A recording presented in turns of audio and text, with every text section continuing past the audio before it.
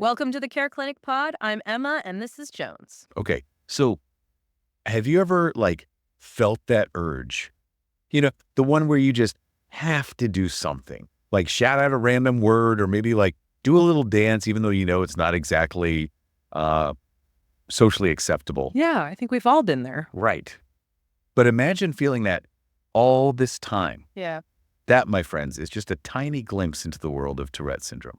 And even that description, as relatable as you tried to make it, still just scratches the surface because Tourette's, it's so much more than those outward tics. It's about navigating a whole nervous system that's, wired a bit differently. It's like your brain's sending out these kind of jumbled messages and your body's just trying to keep up. Exactly. And then imagine dealing with other stuff on top of that. I'm talking OCD, ADHD, those kinds of things happening at the same time. Whoa. Okay. So not just the tics then. We're talking about a whole bunch of challenges, potentially all at once. Right. And that's why getting a clear diagnosis is so important because if you don't know what you're dealing with, how can you even begin to manage it, right? Makes sense. It's like trying to bake a cake, but you have no idea you need flour. Or trying to put together those, what are they called, those IKEA furniture things without the instructions? Well, the struggle is real with those. But seriously, with Tourette's, once you know what's going on, then you can start finding the right help. Could be therapy, medication, lifestyle changes, who knows? But at least you're on the right track. Absolutely. Early detection can be honestly life-changing. It gives you time to learn those coping mechanisms, to build a support system, It's like having a roadmap, right? Yeah. If you know the terrain, you can navigate it way better. And speaking of roadmaps, let's talk about the testing for this. Our sources mention neurological exams, blood tests, even psych evaluations. Seems intense. It's thorough, for sure. But think of it as like a really in-depth checkup for your nervous system. They're checking your reflexes, your coordination, going through your family history, things like that, trying to piece it all together. So they're not just looking for Tourette's in isolation then, but trying to understand the whole context. Yeah, exactly. Like with those psych evaluations, they're really trying to see how your psychics or anything else going on is impacting your daily life, your emotions, your coping mechanisms, all that. Okay, so it's like a detective gathering clues to solve a case. And the more info they have, the better equipped they are to help. Exactly. Now, speaking of those real life impacts, imagine being a teenager, right? Already trying to navigate the social jungle of high school. I can only imagine. And then on top of that, you've got these psychics you're dealing with. Talk about pressure. It's like trying to fit in, make friends, and then suddenly your body's like, time for an impromptu dance party right in the middle of class. It can be incredibly tough. I bet. And it's not just the social awkwardness of it, right? Those kicks can affect everything. Schoolwork, extracurriculars, even just feeling comfortable in your own skin. You got it. It's this constant hurdle, and some days you clear it, no problem. Other days, not so much. But the important thing is you got to get back up and keep going. Resilience. Yeah. Got to have it. And I've heard that so many people with Tourette's, they find these amazing ways to manage to live their lives to the fullest. So inspiring, honestly. But how do they do it? Is it all about medication or are there other approaches? Well, everyone's different. There's no magic solution, right? Some folks find relief with medication for sure, but then others, they might benefit more from therapy. There's this one, CBIT. It's pretty interesting. CBIT, what's that all about? So imagine you can actually start to recognize those little urges that come right before a tic, like a little itch you get. Okay, yeah, I kind of get that, but then what? Well, with CBIT, you learn to do something else instead of tissing, a different behavior, something less noticeable. It's like teaching your brain to take a detour, Wow. So you're not just suppressing, you're actually retraining your brain. Yeah. That's incredible. Have you seen that actually help people? Oh, yeah, it can be really empowering. And there's other promising stuff out there, too. Like some research is looking at transcranial magnetic stimulation, TMS for short. TMS. Sounds intense. What is that? It's a way to stimulate specific parts of your brain, but without surgery. Totally non-invasive, actually. No surgery. That's wild. How does that even work? They use magnetic pulses, and it can actually change brain activity. It's still being researched, especially for Tourette's, but the early results are really something. Wow, that's amazing. So it sounds like there's a lot happening in the Tourette's research world. Mm-hmm. A lot of hope for new treatments on the horizon, which is incredible. It really is.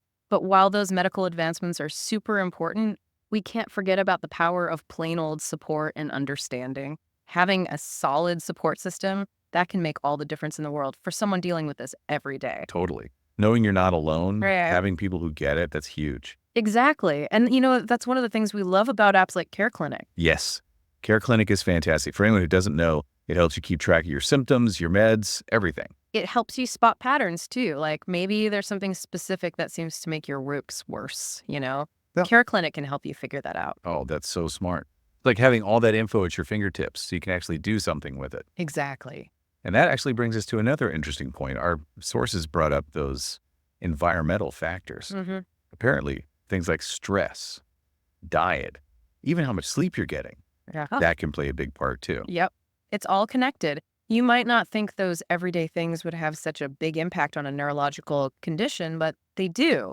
It's like, imagine you're already dealing with those social anxieties from having tics, and then boom, you're hit with a ton of stress, and bam, your tics go through the roof. Makes total sense. Mm-hmm. But then on the flip side, if you're prioritizing sleep, Mm. healthy food, all that good stuff. It can definitely make a difference. Like you might notice your tics aren't as bad. Yeah, It's wild how much those everyday things can affect your brain. it's like our bodies are these crazy complicated puzzles. Sometimes you just need to jiggle a few pieces to see what fits, you know what I mean? Such a good way to put it. And it shows why it's so important to look at the whole picture, not just focus on one thing. Especially with Tourette's, it's not just about treating the tics, it's about the whole person. Totally. And speaking of treatment, our sources mentioned some pretty amazing advancements happening in that area. Like, are we talking new meds, new therapies? What's the latest and greatest? Well, for one, those behavioral therapies are getting really good results, like that CBIT we were talking about earlier, remember? Yeah, where you learn to like catch those urges before they turn into a tic and then like redirect, right? Exactly. And it can be super effective, especially when you combine it with other things like therapy and making those positive lifestyle changes. So it's like instead of just trying to mask the symptoms, it's more about giving people the power to manage the condition itself. 100%. It's all about giving folks the tools to advocate for themselves, and to live their best possible lives. And that's what it's all about, right? Right. And, speaking of getting the full picture, we got to talk more about those co-occurring things, the Mhm. OCD, ADHD.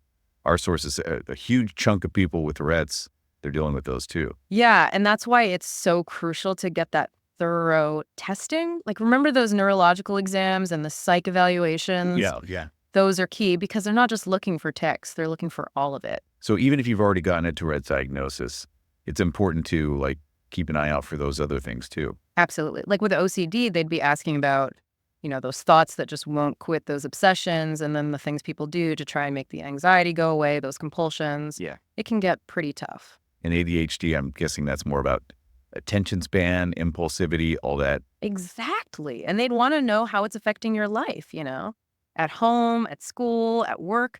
It's about catching those challenges early on so you can get the right support. It's like connecting the dots.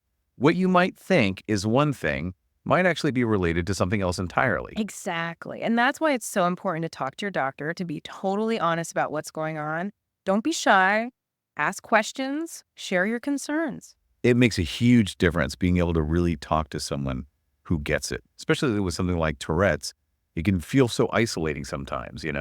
Like, are there any resources like groups or anything that you recommend for people to check out for that support, that feeling of community? Oh, for sure. The Tourette Association of America is great. They've got a website packed with info, support groups, all kinds of stuff. They do a lot of advocacy work too, which is so important. That's awesome to hear. And I bet with like the internet and everything, there are probably tons of online groups too, right? Totally. Online communities are amazing, especially if it's hard to find in-person stuff.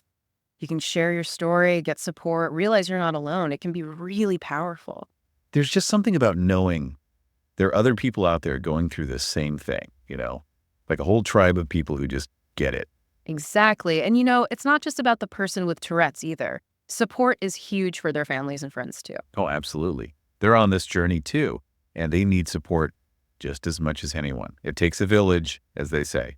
Couldn't agree more. And that actually brings us back to something we talked about earlier, that whole idea of taking charge of your own health journey, being proactive. Yes, that really stuck with me.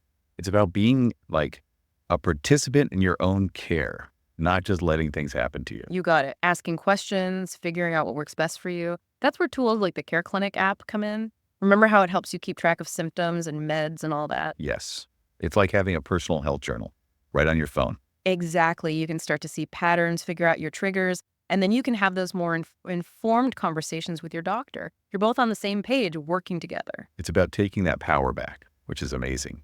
Well, we've covered so much today, it's kind of amazing. Any last words of wisdom for our listeners before we wrap things up? If there's one thing I really hope people take away from this, it's that Tourette syndrome is complex. It's different for everyone. So understanding your experience, finding what works for you, that's what matters. And never underestimate the power of a good support system. So well said. It's about embracing the journey, even when it's tough. And remembering there's always hope, always people out there who care, and always new possibilities on the horizon. Couldn't have said it better myself. Well, on that note, it's time for us to sign off. Thank you so much for joining us for this deep dive into Tourette syndrome. We'll catch you next time.